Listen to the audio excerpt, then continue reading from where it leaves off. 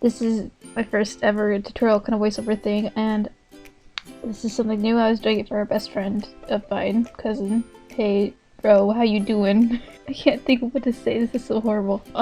Okay. So when you're going to color, you usually want to put down a base of just any kind of shade of color, so that you don't have to like mess with files or not files but layers over and over again. You don't have to do this. It's not a requirement, but sometimes I like to do it. And so I add a folder and clip it to the base color, and I start laying down whatever I want to color first, where it's the skin, the hair, the clothes, whatever I feel like coloring first. So I'm going to start laying down a color layer for her hair. You just do like a color layer for each thing. Like you lay down a layer for hair, for the skin, for the clothes, for accessories, for anything of that sort. So what I'm doing here is that I'm just making sure everything is colored in perfectly, and that my lines are colored in. They look all black and not just gray. Black faded in because I used an opacity brush that I like to use for sketches. It's part of my sketches. So I think here I'm going to be layering down. Yeah, I'll be coloring in the hair, and here I am shading. I have very many different forms of shading. It usually just depends on, like, I guess what I'm going for in the picture, or what I'm just feel like doing. So basically what you want to do when you pick a second color is the color that's in the box, the one that controls how light and dark the color goes. You basically want to shift base color a little bit left downwards, just slightly, and then after you do that, you move the color that's in the wheel, the little the thing that controls what color it is, like the red, blue, that type of thing.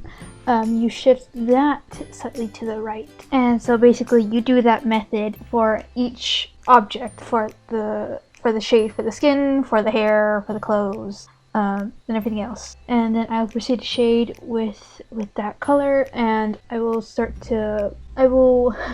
make the brush transparent. There's this little color at the bottom usually that has like these little gray white tiles, and basically what that does is makes your brush transparent, and it creates this nice kind of like soft shade type of thing. You don't have to use an airbrush for it, which is really great. I like it.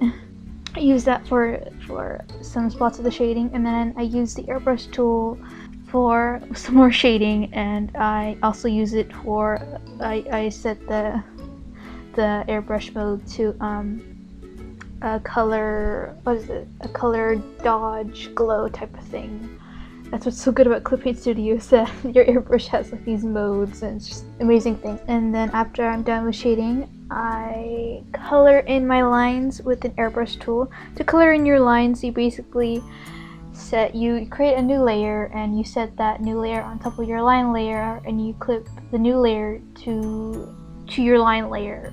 And I grab the airbrush tool and pick the base color, and I either use the base colors just slightly, like it's almost like a little opacity mode, and it blends in with the black lines, or I pick a different entirely new color, like I make the base color darker, and again I just shift it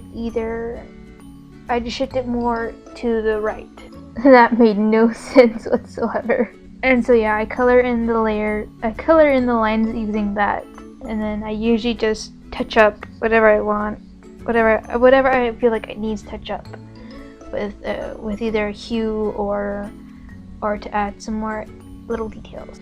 Alright, and the tutorial's over. I hope you made some sense of it, and I really hope you enjoyed it. And so now here's some little facts. This is my OC named Asuka. And the sketch was inspired by an AU my friend created, a skating AU, and I'll link their blog into the description, and you should really follow them. They're really great. Have a wonderful day. Bye.